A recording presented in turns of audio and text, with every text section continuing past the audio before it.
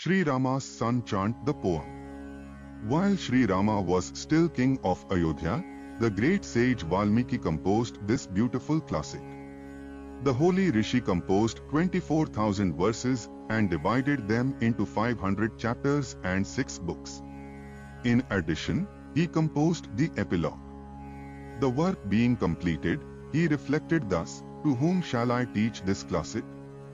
While the sage was reflecting on the matter, the two princes, Kush and Lava, the offspring of Rama and Sita, approached him and touched his feet in reverence.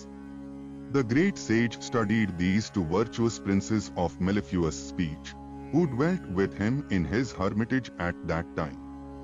Knowing them to be wise and full of faith in the teachings of the Vedas, the great sage, who had expounded the meaning of the scriptures in his verses, taught the classic to them. The great Valmiki taught them the classic describing the deeds of Rama and Sita and all that relates to the incidents leading to the slaying of Ravana, named the slaying of the grandson of Paulastya. This historical classic is pleasant to sing and adapted to the 3 measures of time. It is contained within the 7 notes and can be sung to the veena.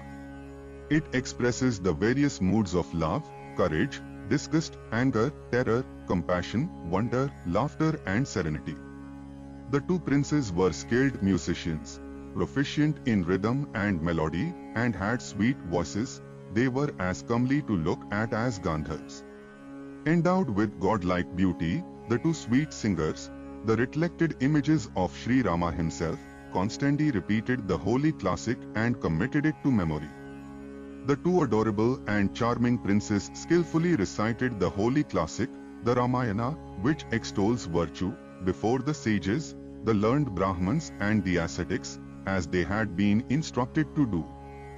On a particular occasion, the two princes, great-souled, fortunate, and equipped with all good qualities, chanted the great epic in Sri Rama's assembly. The listening sages were visibly moved and shed tears of delight. Being overcome with wonder, they cried, "Excellent! Excellent!" and praising the two singers, the virtue-loving sages experienced great joy.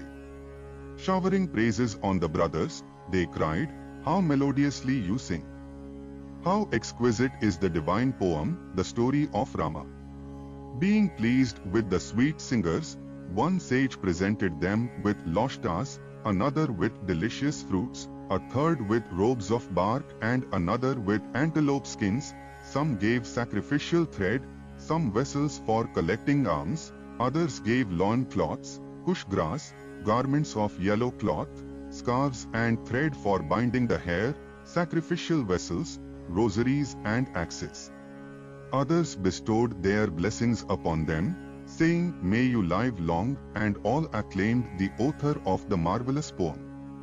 They said, "This meter will be the foundation of the verse of future poets. It is composed according to specific rules. The two princes have sung this wonderful poem with great art. It will promote wisdom in those who listen to it and grant them longevity and health. It is truly able to charm the heart." While the sages were thus praising the two princes, Sri Ramchandra, passing that way, took them to his royal palace. Occupying his golden throne, Sri Rama, the destroyer of his foes, offered hospitality and reverence to the two worthy princes. In the assembly, surrounded by his ministers and brothers, Sri Rama looked approvingly on those handsome and learned youths and addressed the princes Yakshmana, Shatrughna and Bharatha, saying, "Hear the historical poem, which these two celestial and brilliant minstrels sing, this poem which portrays incidents of wonderful meaning." Then Sri Rama commanded the two musicians to sing, and the princes tuned their veenas and chanted the poem they had learned, sweetly and clearly.